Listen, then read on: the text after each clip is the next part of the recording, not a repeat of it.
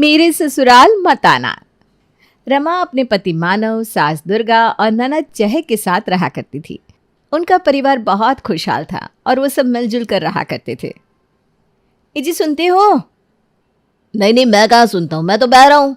वो आप ही ना, मैं आपको बुला रही हूँ पर आपको तो हर समय बस मजाक ही सूझता है। नहीं नहीं, हर समय मजाक नहीं सूझता, कभी कभी प्यार भी सूझता है डार्लिंग। क्या आप ही ना, एक बात चैन से नहीं सुन सकते क्या? अच्छा चलो बताओ क्या बात है। मैं कह रही थी कि मैंने चहक के लिए एक लड़का देखा है। अच्छा, कौन है वो? कोई ज़रूरत नहीं है बताने की वो कौन है, क्योंकि मैंने अपनी बेटी के लिए लड़का पहले से देख रखा है और आज वो लोग घर आने वाले हैं। अरे तो आपने ये पहले क्यों नहीं बताया? अरे अब बता दिया ना। पर मम्मी एटलीस्ट मुझे तो बता देती, शादी तो मुझे करनी है। अरे वो लोग आज आकर डायरेक्ट शादी थोड़ी ना कर देंगे, वो सिर्फ देखने आ रहे हैं, आगे बात बढ़ेगी तो शादी होगी। शाम हुई और पीयूष अपनी माँ गौरी और बहन मालिनी के साथ चहक को देखने आया। दोनों ने एक दूसरे को देखते ही पसंद कर लिया। तो मैं ये रिश्ता पक्का समझूं? हाँ हाँ बिल्कुल, जब दुल्हा दुल्हन राजी तो क्या करेगा काजी। काजी? कौन काजी? अरे पगली, ये कहावत है, समझ लो पीयूष, ऐसी है ये लड़की। तुम इसका ये सिरफिरापन झेल पाओगे ना? मम्मी देखो ना भैया क्या बोल रहे हैं। मुझे चहक पसंद है और मैं उससे शादी करने के लिए सब झेलने को तैयार हूँ। ये सुनकर सब हंसने लगे और उनका रिश्ता पक्का हो गया। पीयूष एक बहुत हैंडसम और पढ़ा लिखा इंसान था। हालांकि वो लोग ज़्यादा अमीर नहीं थे, पर उनके संस्कारों ने दुर्गा के परिवार का दिल जीत लिया। कितने अच्छे लोग थे ना। हाँ माँ, आपने सही कहा, बहुत सुलझा हुआ परिवार है। हमारी चहक इनके घर में हमेशा खुश रहेगी। Thank you mummy. लेकिन मुझे कुछ गड़बड़ लगी, कुछ ज़्यादा ही परफेक्ट परिवार नहीं था इनका। मुझे तो नकलीपन लग रहा था। क्या बहू कुछ भी बकती है, इतना अच्छा परिवार था और तू उन पर शक कर रही है। हाँ रमा, इतना उल्टा सीधा मत सोचो, अब सीधे चटमंगनी पट गया होगा। चहक भी अपनी भाभी की बात सुनकर हैरान थी कि जो परिवार सबको पसंद आया उसके लिए रमा ऐसा क्यों बोल रही है। पर फिलहाल उसकी बात पर ज़्यादा ध्यान नहीं दिया गया और चहक की शादी पीयूष से हो गई। फिर शादी के कुछ महीने बाद। माँ जी, आपकी चहक से बात हुई? नहीं तो मेरी तो 1 हफ्ते से उससे बात नहीं हुई। 1 हफ्ता? अरे माँ जी, आपको तो रोज़ उससे बात करनी चाहिए। आखिरकार वो नए घर में है, क्या पता वहाँ का माहौल कैसा है। हाँ बहू, पर मैं चाहती हूँ कि वो खुद को वहाँ एडजस्ट करे, ज़्यादा फ़ोन करना सही नहीं होता। नहीं नहीं माँ जी, आप समझ नहीं रही हैं। वहाँ के लोग चाहे जैसे भी हो, आपको उसकी खबर लेनी चाहिए, अगर उसे कोई तकलीफ़ हुई तो। अरे लेकिन बहू, पीयूष और उनका परिवार बहुत अच्छे लोग हैं, उन्होंने हमें कभी शक करने का मौका ही नहीं दिया। माँ जी, आजकल लोग बाहर से अच्छे दिखते हैं पर अंदर से कैसे होते हैं ये तो वक्त ही बताता है। मैं कहती हूँ ना, आप 2-3 दिन उसके ससुराल जाकर रहो ताकि आप खुद देख सको कि वो खुश है या नहीं। अरे पर बहू, बिना किसी वजह वहाँ जाकर रहना क्या ठीक रहेगा? माँ जी, आप उसकी माँ हैं, आपके लिए कोई बहाना नहीं चाहिए। आपकी बेटी की खुशी और सुरक्षा सबसे पहले। आप जाएंगी तो वो भी खुशी से आपका स्वागत करेंगी, इससे आप भी निश्चिंत रहेंगी। नहीं नहीं, ऐसे नहीं, एक काम करते हैं, उससे बोलेंगे कि मानव घर रिनोवेट करा रहा है, इसलिए हम कुछ दिन के लिए यहाँ रहने आए हैं और मानव अपने एक दोस्त के घर सोता है। हाँ ये सही है मामी जी, तो चलिए मैं भी आपके साथ चलती हूँ। आप देखना, हमारे जाने से चहक भी बहुत खुश हो जाएगी। ठीक है बहू, कल ही चलते हैं। अगले ही दिन दुर्गा रमा के साथ चहक के ससुराल पहुँच गई। माफ़ करिएगा, हम अचानक आ गए। दरअसल ना हमारे घर में रेनोवेशन चल रहा है, इसीलिए सोचा कुछ दिन यहाँ रह लें। अरे वाह, बहुत अच्छा किया आप लोग आए। हमें भी खुशी हुई कि हमें आपका अतिथि सत्कार करने का मौका मिलेगा। मम्मी, आपने पहले क्यों नहीं बताया? अरे बेटा, अचानक फैसला हुआ इसलिए बता नहीं पाई। मानो ना अपने दोस्त के घर रुक रहा है रात में और हम यहाँ आ गए। कोई बात नहीं, आप यहाँ आराम से रहिए। हाँ मम्मी जी, आपके यहाँ रहने से हमें भी अच्छा लगेगा। दोनों चहक के ससुराल में रहने लगे और फिर एक दिन रमा ने दुर्गा से कहा, मम्मी जी आपने देखा, चहक कितनी थकी हुई लग रही है। आपको याद है जब वो हमारे घर में थी कितनी खुश और प्यारी दिखती थी। हाँ बहू, अब तो मुझे भी चिंता हो रही है, शायद वो काम में बहुत व्यस्त रहती होगी। सिर्फ व्यस्त नहीं मम्मी जी, ये लोग उससे हर समय काम करवाते रहते हैं। देखो कैसी पुरानी साड़ी पहने हुए है। हमारे घर में तो उसके पास कितनी सारी नई साड़ियाँ थी।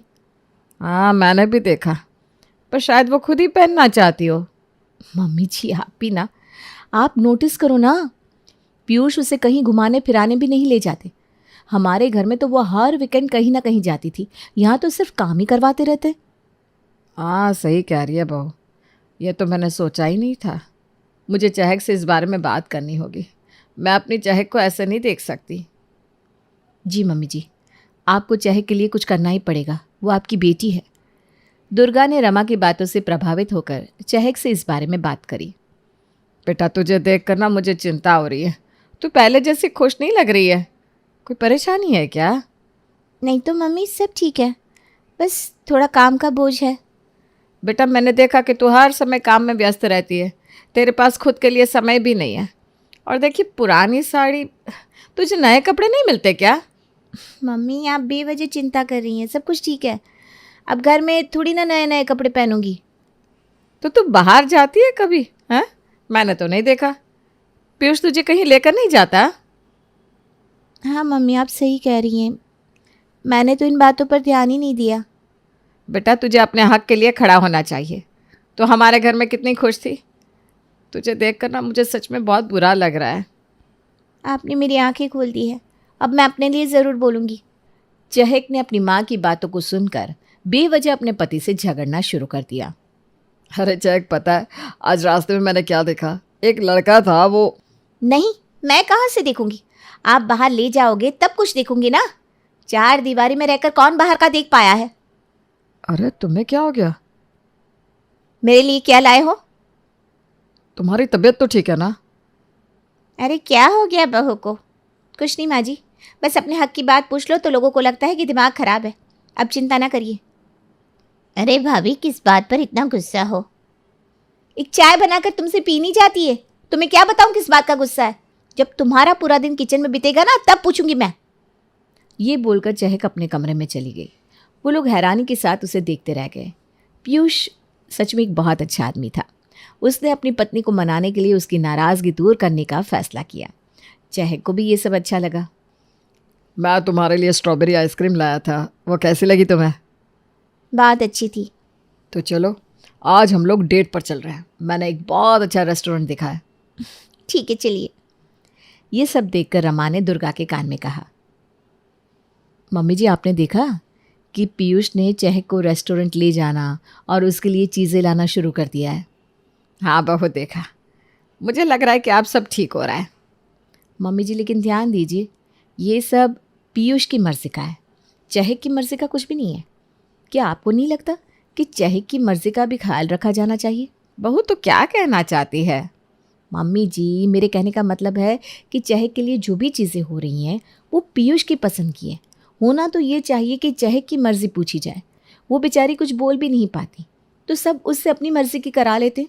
सिर्फ यही नहीं, घर में कोई भी चीज़ उसकी मर्ज़ी से नहीं होती, उसकी राय की कोई अहमियत ही नहीं है। हाँ तो सही कह रही है बहू, मैंने तो ये चीज़ आंखों के सामने होते हुए भी नज़रअंदाज कर दी थी। मुझे तो बस उसकी भाभी होने के नाते थोड़ी फिक्र होती है, वरना मैं क्यों बोलूँ। अगले दिन दुर्गा ने चहक से अकेले में बात करने का मन बनाया। मम्मी सब ठीक है ना? हाँ बेटा सब ठीक है, बस तेरे बारे में बात करनी है।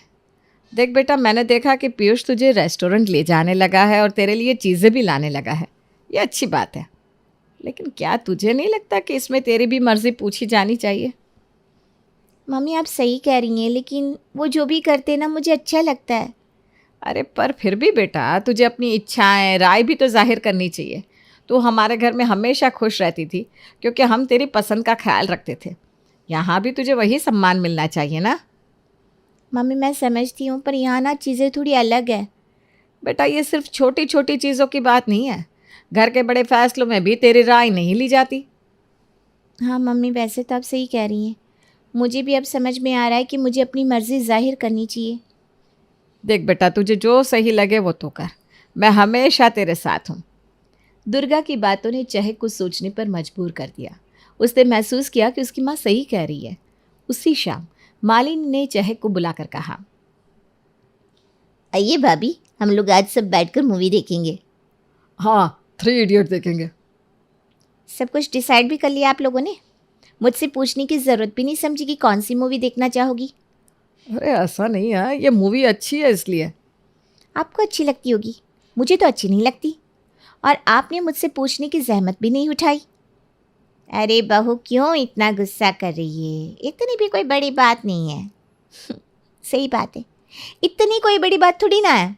घर में चाहे कुछ भी होना हो, उसमें मेरी राय कोई मायने नहीं रखती। वो इतनी बड़ी बात थोड़ी ना है। तुम्हें अचानक रह रहकर क्या हो जाता है चहक? दौरे पड़ते हैं। ये बोलकर चहक अपने कमरे में चली गई और उन तीनों को कुछ समझ में नहीं आया कि आखिर चहक को हुआ क्या है। पर उसके 2 बार ऐसे बर्ताव करने से उसके ससुराल वाले भी चिड़चिड़े रहने लगे थे। माँ जी, हमारे घर में ऑटोमेटिक वॉशिंग मशीन क्यों नहीं है? उसमें ज़्यादा मेहनत भी नहीं करनी पड़ती। सेमी ऑटोमेटिक मिल गई ना बेटा, इसी का शुक्र मना तू। लेकिन माँ जी, मैं तो सिर्फ एक बात कह रही थी।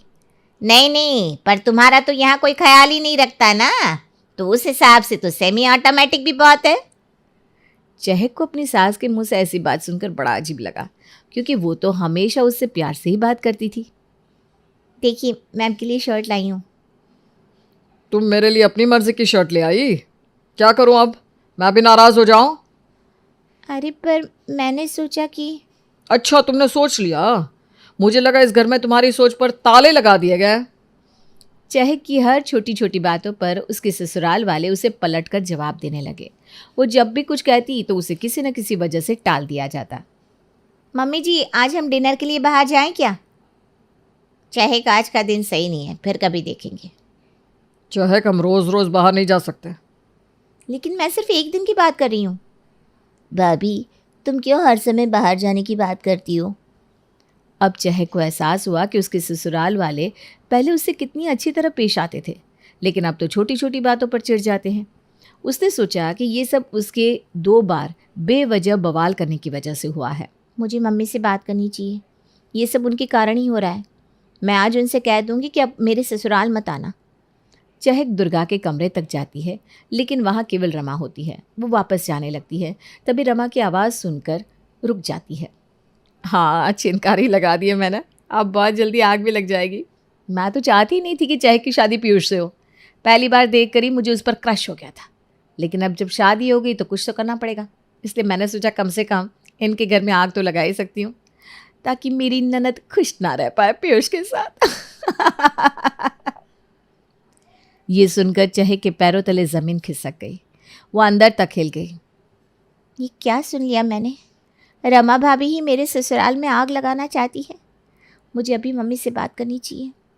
चहक तेज़ी से अपनी माँ दुर्गा को ढूंढने निकलती है।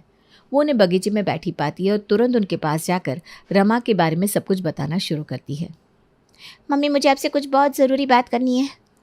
क्या हुआ बेटा, इतनी घबराई हुई क्यों है?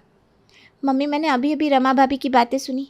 वो फ़ोन पर किसी से कह रही थी कि वो मेरे घर में जानबूझकर आग लगाने की साजिश कर रही थी। उन्होंने कहा कि वो मेरी शादी पीयूष से नहीं चाहती थी, क्योंकि पीयूष उन्हें पसंद था। राम राम राम, कैसी बात कर रही है तुझे? माँ, मैं सच कह रही हूँ। पर रमा, मुझे यकीन नहीं हो रहा। मम्मी, मैं सच कह रही हूँ, मैंने खुद सुना है। उन्होंने कहा कि अब जब मेरी शादी हो ही गई है तो वो कम से कम मेरे ससुराल में आग लगाकर ही मानेगी। वो मुझे पीयूष से अलग करना चाहती हैं। बेटा, हो सकता है तुमने कुछ गलत सुना हो। रमा भाभी ऐसा नहीं कर सकती। मम्मी, मैंने अपने कानों से सुना है। वो जानबूझकर हमारे रिश्ते खराब करने की कोशिश कर रही है। आपको अपनी बेटी पर विश्वास नहीं है क्या? बेटा, विश्वास तो है, पर यह बहुत गंभीर आरोप है। मैं इस पर बिना ठोस सबूत के कैसे विश्वास कर सकती हूँ? ऐसी बात है तो ठीक है, मैं आपको प्रूव करके दिखाऊंगी कि वो ये सब पीयूष की वजह से कर रही है। मैं सबके सामने पीयूष से प्यार से बात करूंगी और डिनर पर जाने की बात बोलूंगी, तो आप देखना, ये सुनकर भाभी इस प्लान को बिगाड़ने के लिए कुछ न कुछ ज़रूर करेंगी। ठीक है, देखती हूँ। चहक ने जैसा कहा था वैसा ही किया। आजकल हमारे बीच ना बेवजह बहुत झगड़े हो रहे हैं। कुछ गलती मेरी है, कुछ आपकी है, लेकिन इन सारे झगड़ों का कोई फ़ायदा नहीं है। चलिए ना, इन सारी चीज़ों को ख़त्म करते हैं। हम लोग ना डिनर पर चलते हैं आज। रेस्टोरेंट आपकी मर्ज़ी का, खाना मेरी मर्ज़ी का। क्या बात है, आज अचानक इतना प्यार आ रहा है? मैं आपकी पत्नी हूँ, प्यार आने के लिए कोई रीज़न नहीं चाहिए मुझे।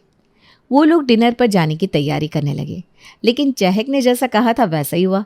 ये सब सुनकर रमा सीधा दुर्गा के पास पहुंची।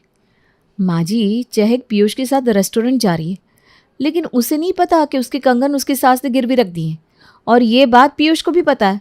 मैंने खुद उसकी सास को ये बात करते सुना था। क्या? चहक के कंगन गिरवी रख दिए? ये तो हद हो गई। दुर्गा तुरंत गुस्से में गौरी के पास पहुंची। ये मैं क्या सुन रही हूँ? आपने चहक के कंगन गिरवी रख दिए हैं? नहीं तो ऐसा कुछ भी नहीं है। चहक ने खुद ही कंगन अपनी पड़ोसन को पहनने के लिए दिए थे। मैंने तो उन्हें छुआ भी नहीं भाई। क्या हुआ माँ, आप इतने गुस्से में क्यों हैं? चहक, तुम्हारे कंगन कहाँ है? माँ, मैंने कंगन पड़ोसन को पहनने के लिए दिए थे। वो बहुत दिनों से मांग रही थी। क्यों, क्या हुआ? रमा ने कहा कि तुम्हारी सास ने उन्हें गिरवी रख दिया है। रमा भाभी, आपने ऐसा क्यों कहा? अब रमा की तो पोल खुल गई थी। वो बहुत शर्मिंदा हो गई। क्योंकि ये हमारे बीच झगड़ा कराना चाहती थी और मेरे ससुराल में आग लगाना चाहती थी। मैं माफ़ी चाहती हूँ, मुझे गलत फहमी हो गई थी। नहीं भाभी, ये गलतफहमी नहीं थी। इससे पहले कि मैं आपके ये करने की वजह भी लोगों को बता दूं, यहाँ से चली जाओ और दोबारा मेरे ससुराल मत आना। मुझे समझ में आ गया है कि मैंने बहुत बड़ी गलती की है। मुझे माफ़ कर दो। छोड़ो ये सब और घर चलो। रमा को बहुत शर्मिंदगी महसूस हो रही थी, लेकिन अब देर हो चुकी थी और उसकी माफ़ी का भी कोई फ़ायदा नहीं हुआ। दुर्गा उसको लेकर अपने घर चली आई।